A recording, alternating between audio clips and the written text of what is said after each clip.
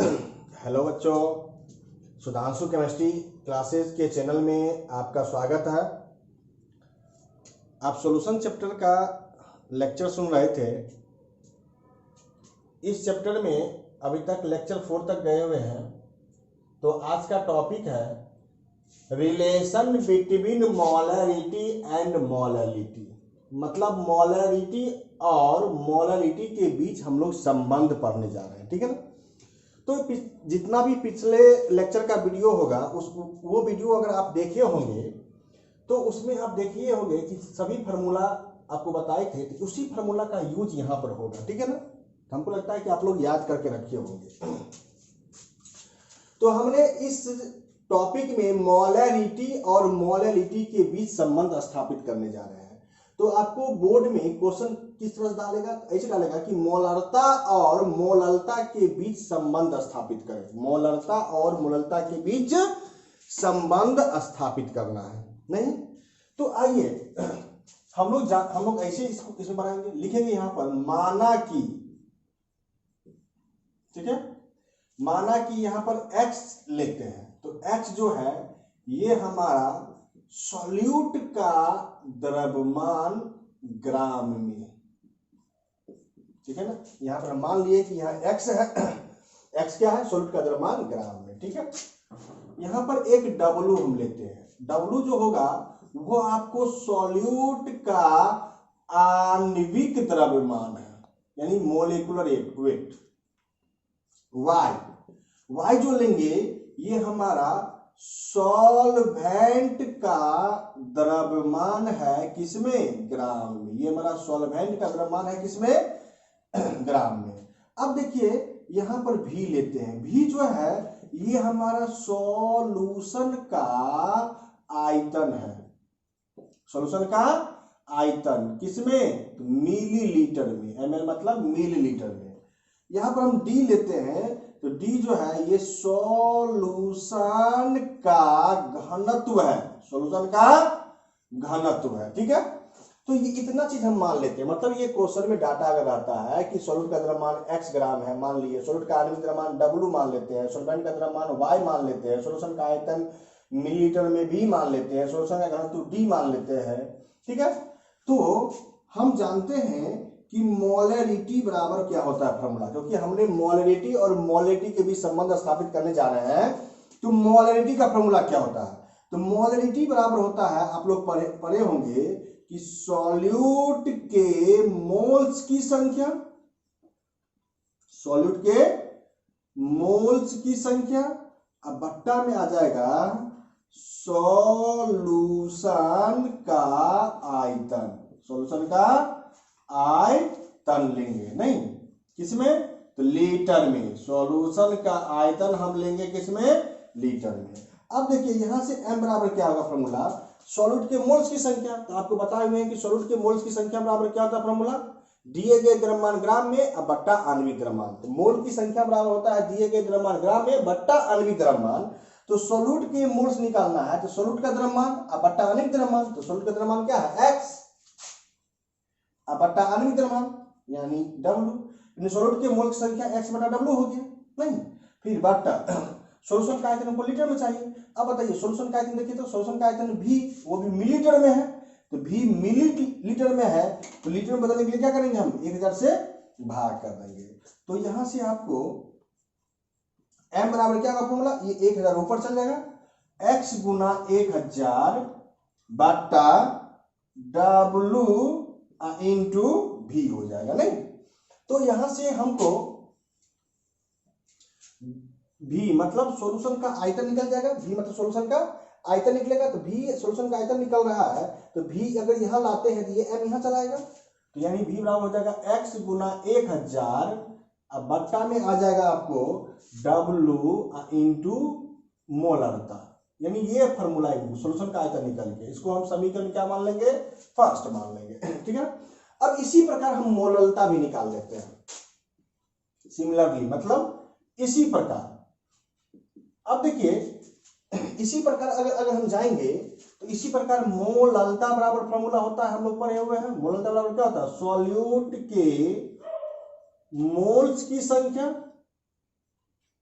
Solute के moles की संख्या। अब बट्टा में हो जाएगा आपको सॉल्वेंट का द्रव्यमान किसमें, केजी में। सॉल्वेंट का द्रव्यमान किसमें होना चाहिए, केजी में।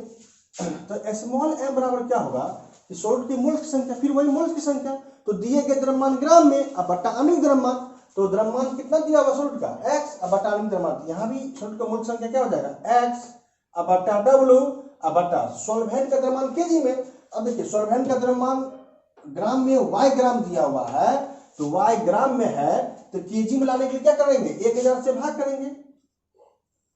तो स्मॉल m बराबर ये 1000 ऊपर चल जाएगा, x गुना 1000 बट्टा में क्या हो जाएगा W इंटू y। तो यहां से आप जानते हैं कि यहां से हमारा y बराबर फॉर्मूला होगा, y क्या है, सॉल्वेंट का द्रव्यमान है, सॉल्वेंट का द्रव्यमान निकल रहा है, तो इसको y यहां लाएंगे तो x गुना 1000, अब बट्टा क्या हो जाएगा यहाँ W इंटू यहाँ पे हो जाएगा मोललता यानी मोलैलिटी। ठीक है, अब देखिए यहां से y का मान निकल गया, यहां से v का मान निकल गया। ठीक है, हमको चाहिए इस दोनों के बीच संबंध दिखाने जाएंगे तो आप डेंसिटी पर का वर्क करेंगे। तो अब ये डेंसिटी का वर्क कैसे करते हैं, तो हम लोग जानते हैं कि सॉल्यूशन का डेंसिटी, अगर सॉल्यूशन का डेंसिटी निकाले जाएंगे तो डेंसिटी बराबर क्या होता है, घनत्व बराबर क्या होता है, द्रव्यमान बट्टा आयतन। तो यहाँ डेंसिटी बराबर क्या होगा, सॉल्यूशन का डेंसिटी है तो बराबर लिख देते हैं यहाँ पे सॉल्यूशन का द्रव्यमान, अब बट्टा में सॉल्यूशन का आयतन हो जाएगा। मतलब सॉल्यूशन का घनत्व निकालने के लिए चाहिए सॉल्यूशन का द्रव्यमान और सॉल्यूशन का आयतन। आयतन तो दिया है v, लेकिन सॉल्यूशन का द्रव्यमान दिया है नहीं, क्योंकि ये y जो है y ये हमारा सॉल्वेंट का द्रव्यमान है, तो हमको सॉल्यूशन का द्रव्यमान चाहिए। तो हम आप निकाल लेते हैं सॉल्यूशन का द्रव्यमान। तो सॉल्यूशन का द्रव्यमान बराबर क्या होगा, सॉल्यूट का द्रव्यमान प्लस सॉल्वेंट का द्रव्यमान।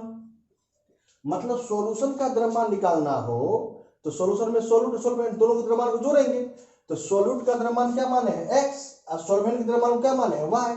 तो यहां पर हम बराबर क्या लिख देंगे x प्लस y, क्या लिख देंगे हम x प्लस y।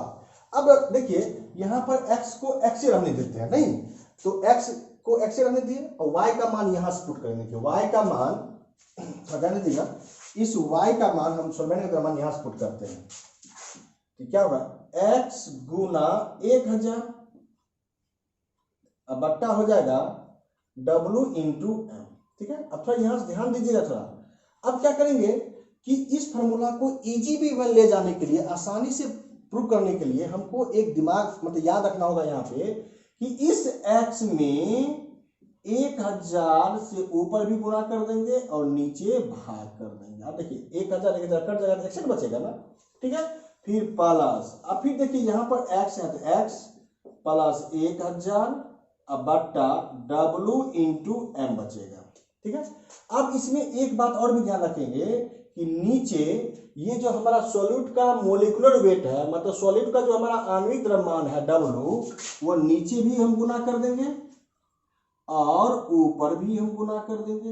ये W नीचे भी गुना कर दिए, ऊपर भी गुना कर दिए, इसलिए करते हैं कि कॉमन आसानी से हो जाता है। ठीक है ना, अब देखिए यहाँ पे क्या होगा, यहाँ पे हमको हो जाएगा कि इसमें क्या क्या करेंगे कि x गुना 1000 और फिर सॉरी यहाँ गुना है बाबू, x गुना 1000 और फिर यहाँ x गुना 1000 दोनों में है तो ये कॉमन हो गया, x गुना 1000 x गुना 1000 दोनों कॉमन है तो कॉमन हो गया। अब देखो इसमें W और W कॉमन है, मतलब दोनों में कॉमन हो जाएगा x गुना 1000 बट्टा W, ये कॉमन हो गया, x गुना 1000 x गुना 1000 निकल गया, W कॉमन हो गया।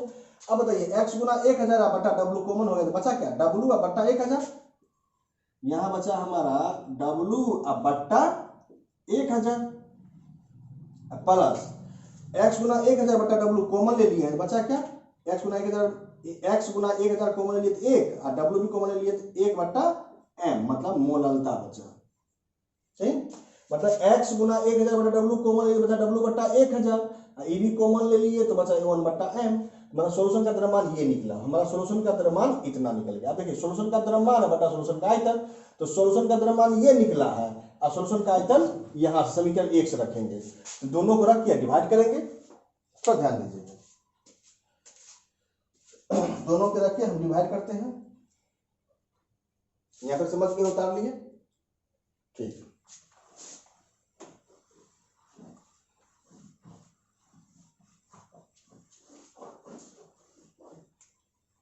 तो इसको हम रखते हैं, अभी इसका यूज होगा।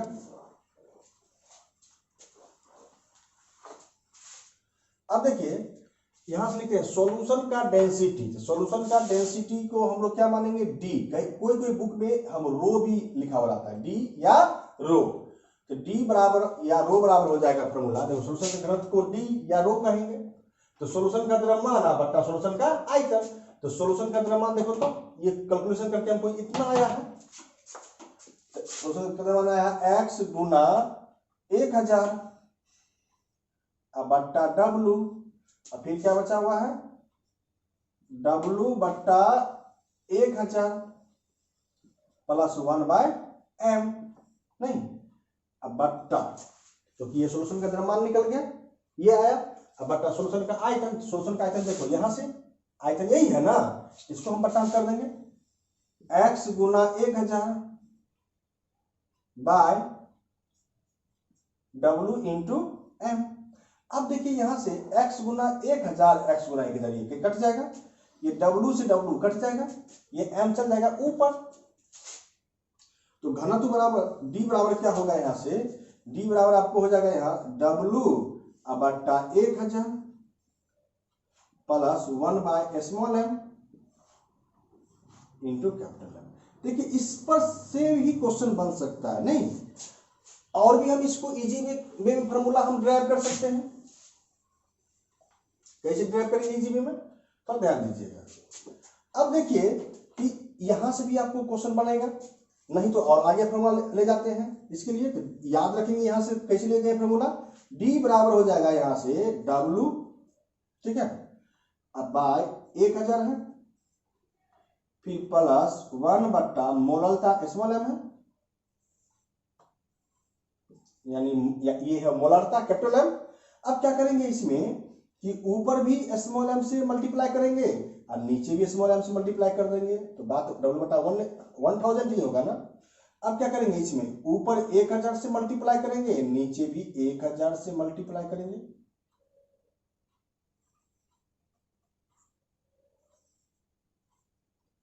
ऊपर 1000 से मल्टीप्लाई किए, नीचे भी 1000 से मल्टीप्लाई कर दिए, बचेगा 1 बाय m है ना। मल्टीप्लाई इसलिए किए कि हमको इजी वे में फॉर्मूला ले जाना है। तो यहां से हमको डी बराबर फॉर्मूला क्या होगा, डी बराबर, अब देखो यहां से 1000 गुना m और 1000 गुना m दोनों लॉस हो जाएगा,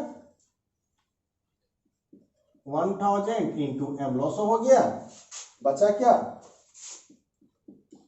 w इंटू स्मॉल m मतलब मोललता, ठीक है। अब प्लस यहां प्लस में क्या होगा 1000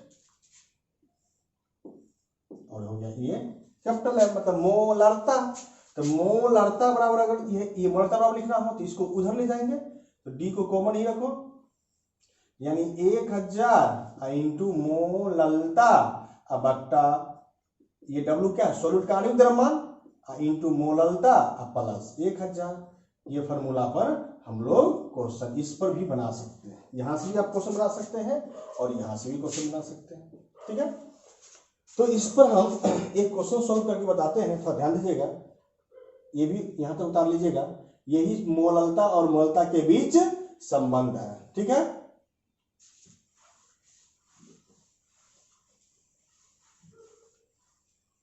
चलिए अब हम इस पर एक क्वेश्चन हम सॉल्व करते हैं, कैसे क्वेश्चन पूछेगा थोड़ा ध्यान दीजिए, एक क्वेश्चन से हम आसानी से जान लेंगे, ठीक है।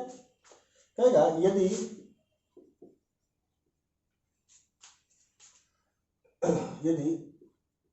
यूरिया, ठीक है, यूरिया का सूत्र क्या होता है NH2CONH2, क्या यदि यूरिया के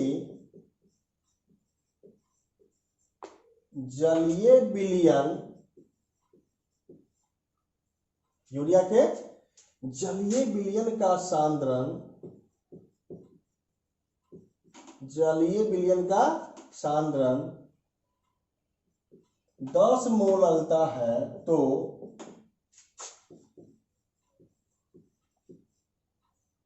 विलयन की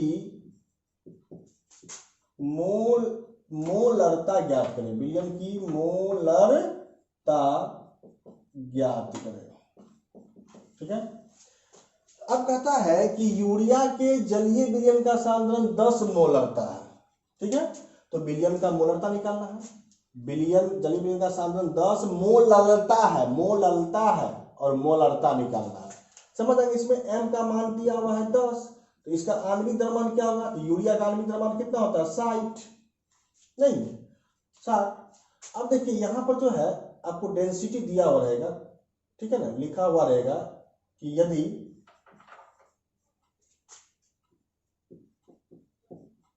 यदि सॉल्यूशन का घनत्व 2 ग्राम पर ml हो, अब बताओ डेंसिटी भी कितना दिया हुआ है? 2 ग्राम पर ml। ठीक है, तो हमको कहता है मोलरता, मतलब कैपिटल एम बराबर हुआ, तो कैपिटल एम बराबर फॉर्मूला क्या देखो, कैपिटल एम बराबर हो जाएगा फॉर्मूला डी, डी का मान कितना दिया? देखो घनत्व दिया हुआ है 2, अब 1000, अब मोलरता का मान कितना दिया हुआ? 10, क्वेश्चन जो रहेगा बैठा चाहिए। और डब्लू, डब्लू मतलब आणविक द्रव्यमान, यूरिया का आणविक द्रव्यमान कितना होता है? 60 इंटू मोलरता फिर 10 प्लस 1000। ठीक है, तो कैपिटल एम बराबर क्या होगा? देखो 1000 गुना 10 तो 10,000 हो जाएगा, 10,000 गुना 2 कितना हो जाएगा? 20,000।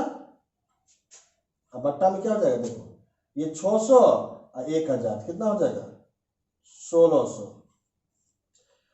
तो 1 2 से ये कट जाएगा। ठीक है ना, अब इसको मल्टीप्लाई 200 को 16 से डिवाइड करके जो भी आंसर होगा वो आंसर हो जाएगा। इस टाइप से ये मोलरता और मोलरता के बीच संबंध पर क्वेश्चन आता है। ठीक है, आइए फिर हम आगे बढ़ते हैं। Relation between normality and molality, उतार लीजिएगा।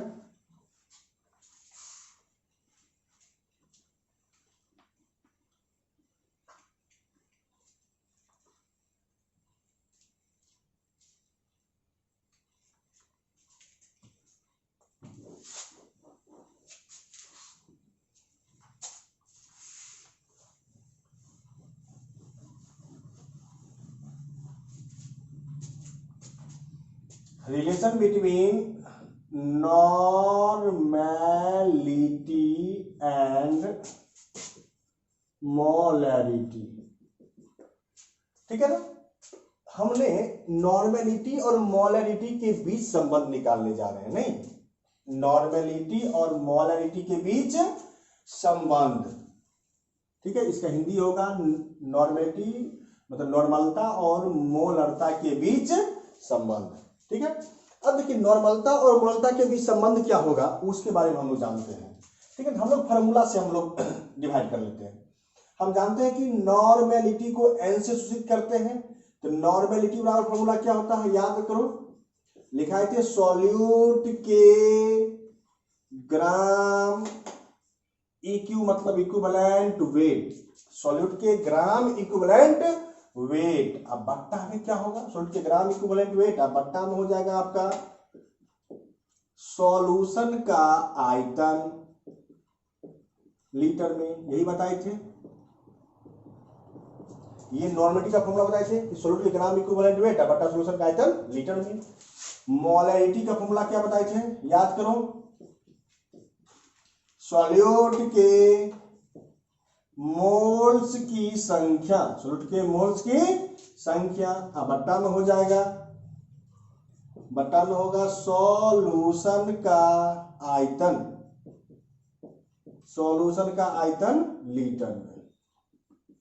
ठीक है, अब क्या करेंगे कि दोनों के बीच संबंध दिखाने के लिए हम दोनों में डिवाइड कर देंगे, मतलब भाग कर देंगे। तो n/m कर देते हैं। नॉर्मेटिव दोनों डिवाइड करेंगे तो n/m, मतलब ये बटा ये हो जाएगा। मतलब यहां से होगा हम लोग सॉल्यूट के ग्राम इक्विवेलेंट वेट बटा सॉल्यूशन का आयतन लीटर में, ठीक है। अब बट्टा में फिर होगा मोलरिटी का ये डाल दो, फिर लिखेंगे सॉल्यूट के मोल्स की संख्या। अब बट्टा में क्या था, सॉल्यूशन का आयतन लीटर में, सॉल्यूशन का आयतन लीटर में। अब देखो यहाँ पर सॉल्यूशन की आयतन लीटर में, यहाँ सॉल्यूशन का लीटर, दोनों में क्या हो जाएगा, कैंसिल हो जाएगा।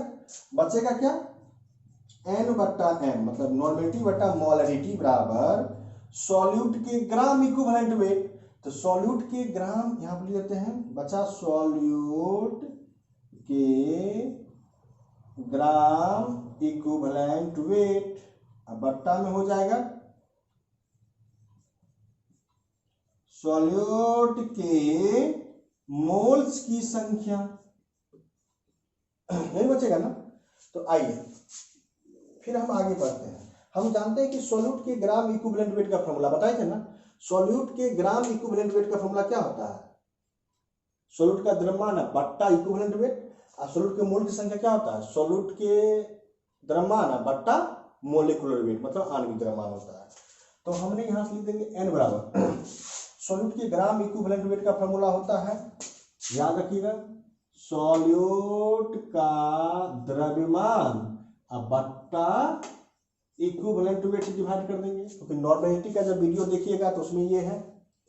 अब बट्टा में क्या हो जाएगा, फिर अगर सॉल्यूट का मोल्स की संख्या है तो फिर यहां पर लिखेंगे सॉल्यूट का द्रव्यमान अब बट्टा आणविक द्रव्यमान, क्योंकि मोल सिंगल होता है द्रव्यमान बट्टा आणविक द्रव्यमान।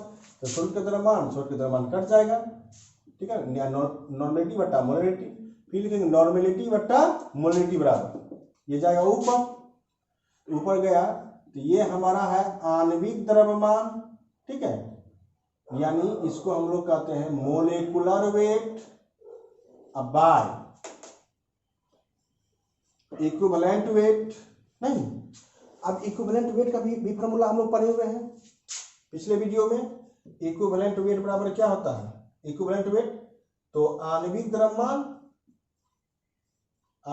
द्रव्यमान अब बट्टा वैलेंसी फैक्टर होता है, याद है ना, पढ़ाए थे। तो अब बताइए कि n बाय कैपिटल M, मतलब नॉर्मेलिटी बटा मोलरिटी बराबर, यहाँ तो हम आ से आणविक द्रव्यमान, इसको हम शॉर्टकट में मोलेकुलर वेट तो लिखेंगे ही, अब बट्टा में इक्विवेलेंट वेट का फॉर्मूला क्या होता है, आणविक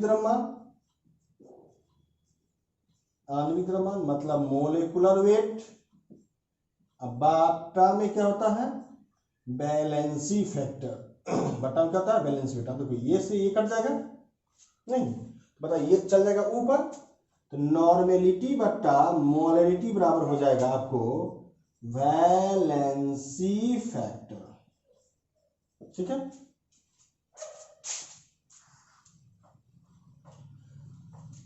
अब देखिए यहां से हमको नॉर्मेलिटी बराबर आ जाएगा, इसको इधर लाएंगे तो मोलरता इंटू वैलेंसी फैक्टर, ठीक है। ये फॉर्मूला आ गया, मतलब क्या, मोलरता दिया रहे, वैलेंसी फैक्टर मालूम रहे, नॉर्मेलिटी निकल जाएगा, या नॉर्मेलिटी मालूम रहे तो वैलेंसी फैक्टर से डिवाइड कर देंगे तो मोलरिटी निकल जाएगा। वैलेंसी फैक्टर क्या होता है आपको बताए थे, याद कीजिए एक बार, थोड़ा यहाँ पे हिंट कर देते हैं। ये हमारा वैलेंसी फैक्टर है, वैलेंसी फैक्टर का मतलब होता है चार्ज, ठीक है। जैसे अगर CaCO3 है तो कैल्शियम पर कितना होता है 2+, इस पर 2-, समझ आएंगे, इसमें वैलेंसी फैक्टर 2 होगा। जैसे NaOH है तो 1+, 1-, समझ आएंगे, इसमें वैलेंसी फैक्टर 1 होगा, क्योंकि जितना प्लस और माइनस की संख्या होती है वही उसका वैलेंसी फैक्टर कहलाता है। तो यही नॉर्मेलिटी और मोलरिटी के बीच संबंध होगा, ठीक है ना, इसको आप उतार लीजिए, ठीक है। इस पर हम एक क्वेश्चन बना कर रखते हैं, उतार लिए।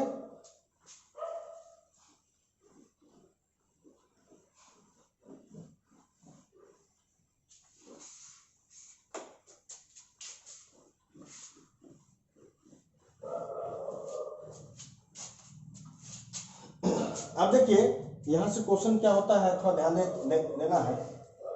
क्वेश्चन कैसे कहेगा कि टू नॉर्मेलिटी NaOH या सॉरी टू नॉर्मेलिटी AlCl3 के जलीय विलयन की मोलरता ज्ञात करें।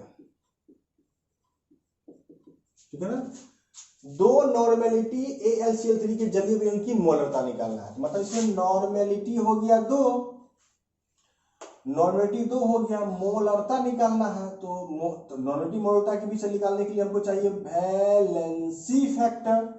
अब देखिए वैलेंसी फैक्टर में AlCl3 है, एल्युमिनियम को कितना चार्ज होता है 3+, और इसी क्लोरीन पर 1 माइनस है 3-, समझ जाएंगे। इसमें वैलेंसी फैक्टर जो होगा AlCl3 का वो कितना होगा 3 होगा।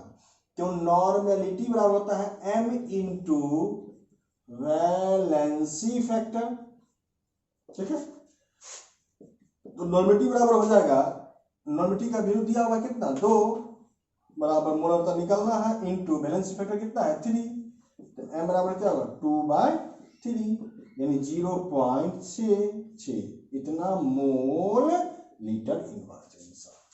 ठीक है ना, इस तरह से ये क्वेश्चन बनेगा। ठीक है, लिख लिए, इसको आप लोग उतार लीजिए। चलिए अब देखिए इसमें एक पॉइंट नोट करके लिखना होगा आपको, बहुत इंपॉर्टेंट पॉइंट है।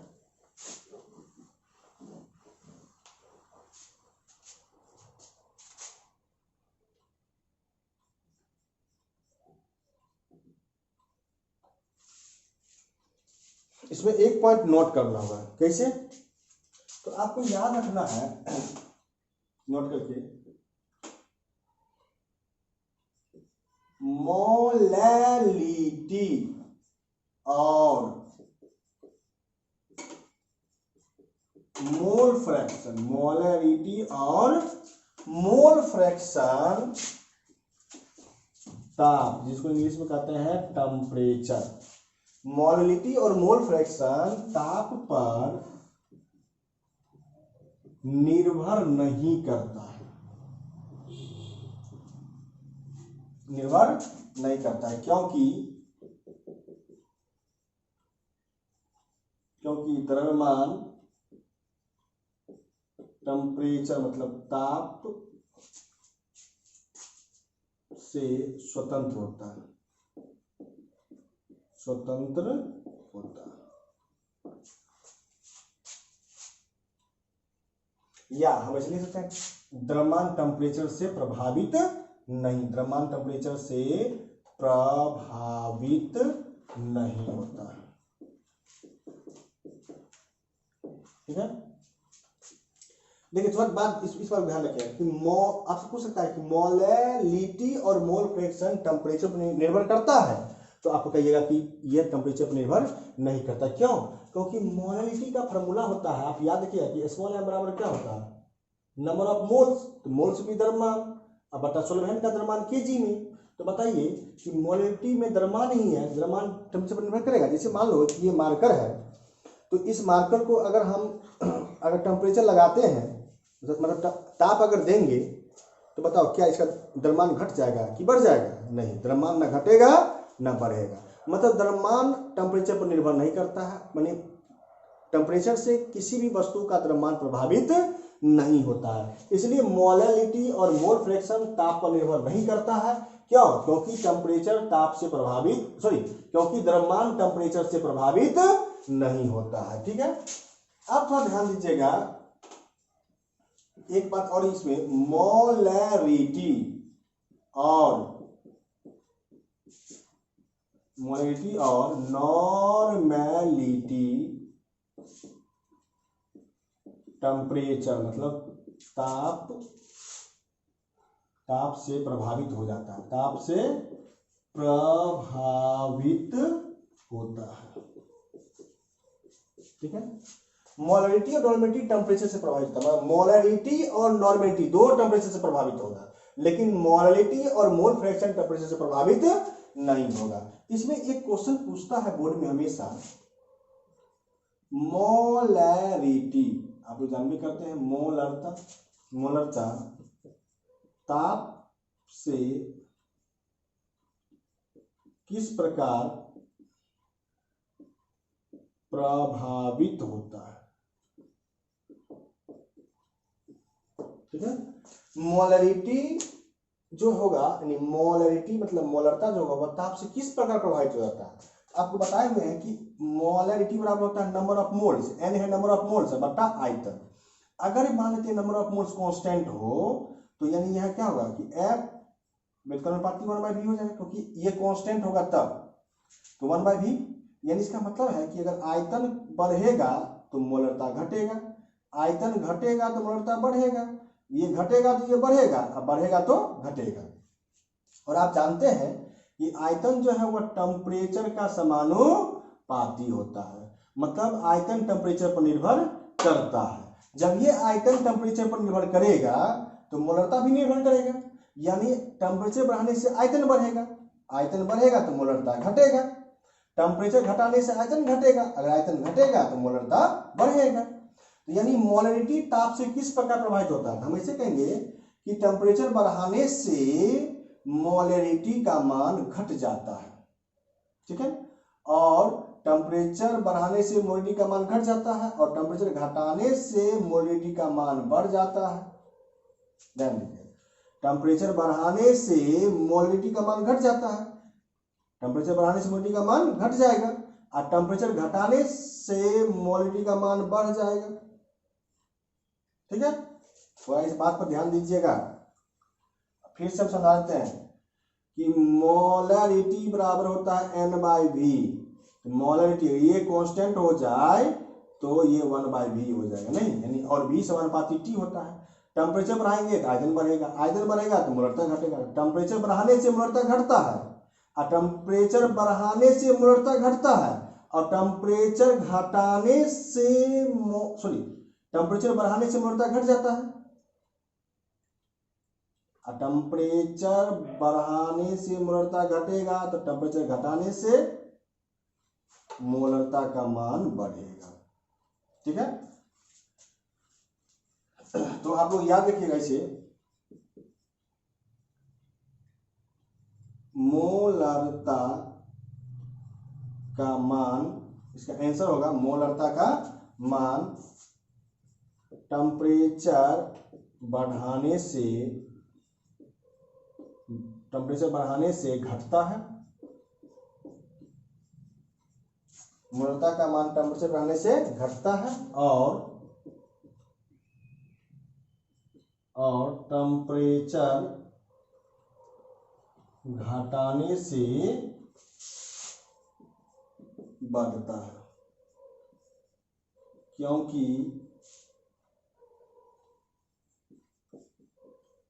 सॉल्यूशन का आयतन